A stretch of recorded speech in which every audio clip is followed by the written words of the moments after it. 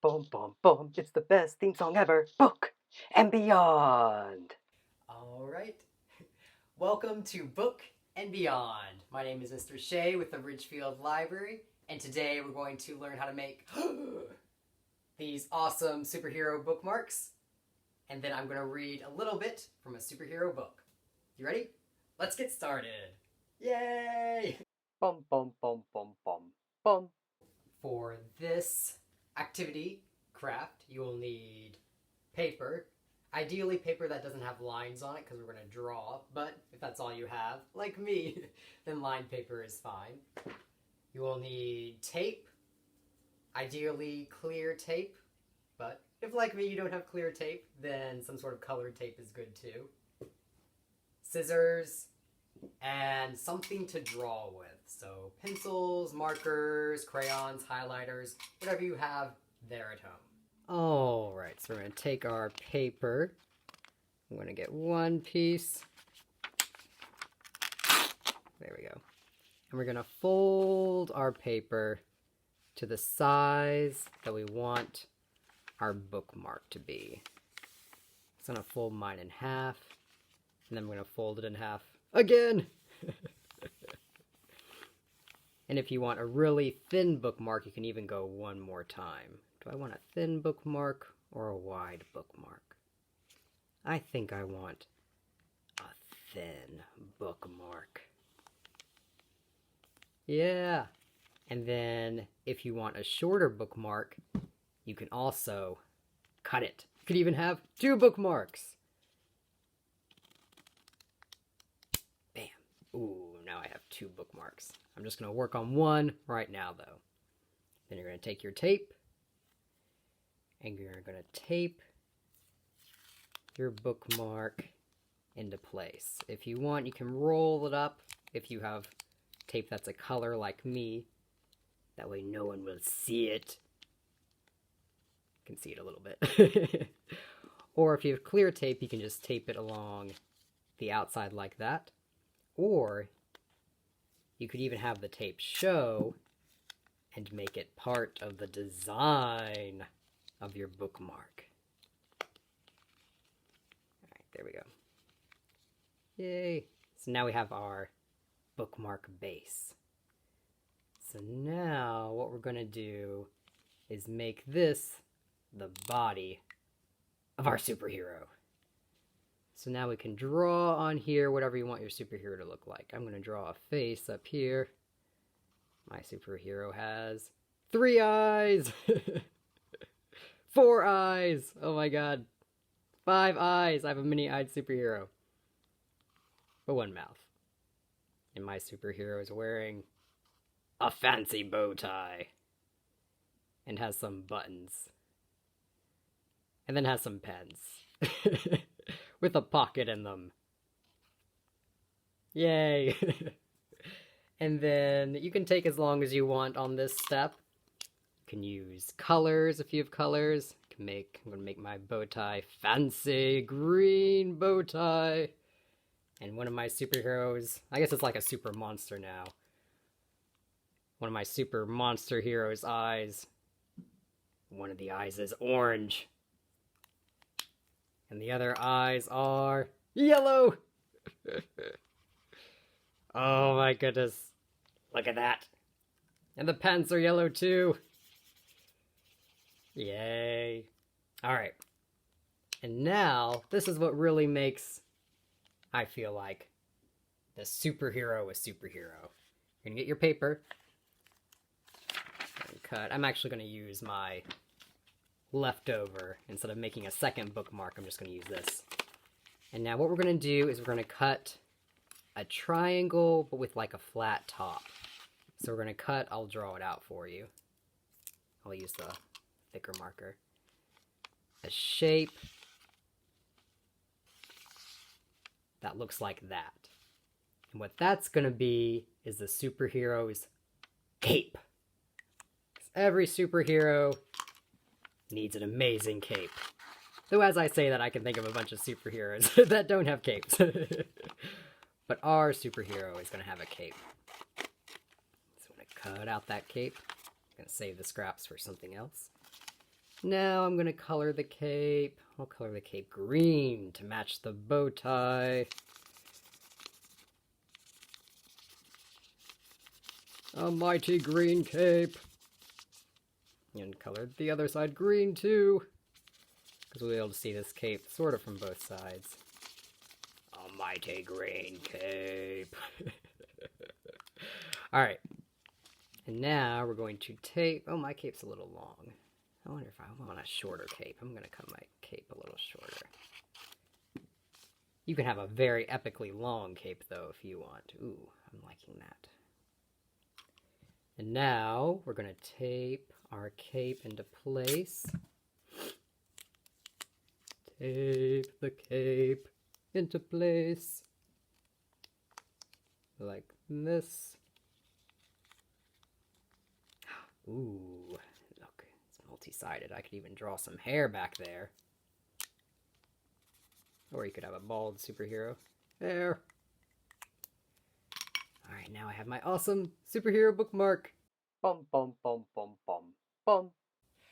Alright, so I'm now going to use the Hoopla app to read the first few pages of this excellent, lighthearted, and fun book called Almost Super by Marion Jensen. So imagine that in your family, every leap year, kids that are older than 10 receive superpowers. So when you're 10, 11, 12, you receive the power to breathe fire or shoot water from your open fist. All sorts of really cool, awesome things. So your time finally comes. You wait for your power, and then your power arrives. And it is useless. It is a really silly, small, not at all helpful for defeating bad guys' power. That is what happens to the kids in this book, and they must go on a mission to determine what went wrong with their powers and what's going on with their world. And they must see if they can defeat evil with really silly powers. So you can get comfortable, can close your eyes if you want, can snuggle up with a stuffy or with a pet. And we're going to read the first couple pages of Chapter 1. Who gave Great Aunt Sylvia Matilda fizzy lemonade? The great question. All right. I woke up on the worst day of my entire life, fully expecting it to be the best day of my entire life. Sometimes life is funny that way. And when I say funny, I don't mean funny as in, haha, that's a good joke, thanks for sharing. I mean funny as in someone coming to your birthday party, punching you in the stomach, and then stealing your new puppy. Which I guess is to say, it's not really that funny at all. I remember everything about that day. The sights, the sounds, and the smells. More than anything, I remember the sharp stench of burning drapes. I smelled the smoke before I actually saw the fire. It was Monday afternoon, and I was sitting on the piano bench next to my younger brother, Benny. We were in the living room, surrounded by the rest of my relatives living in Split Rock. Everyone had gathered for the big event. The reason I had cause for alarm was not just the smoke, but because Great Aunt Sylvia Matilda, who sat sleeping peacefully in her wheelchair, had just burped. And that meant trouble. Big trouble. Does anybody else smell smoke? I asked no one in particular, trying to keep my voice calm. I didn't want to alarm anyone, but I guess when you ask a question like that, does anyone else smell smoke?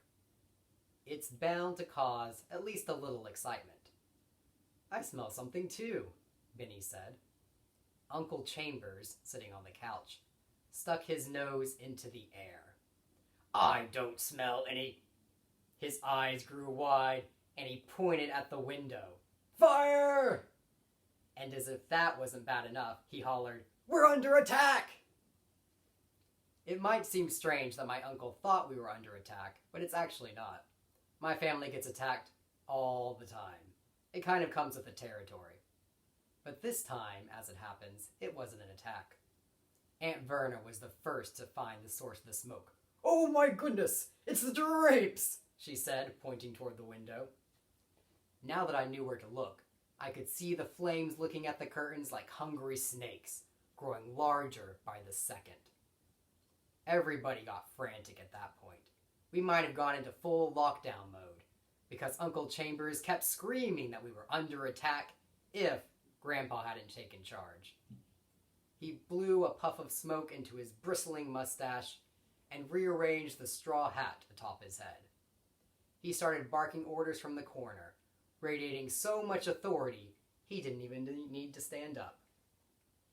"Chambers," he said, hooking his thumbs into the straps of his overalls, "we're not under attack. Stop blabbering. You'll frighten the children.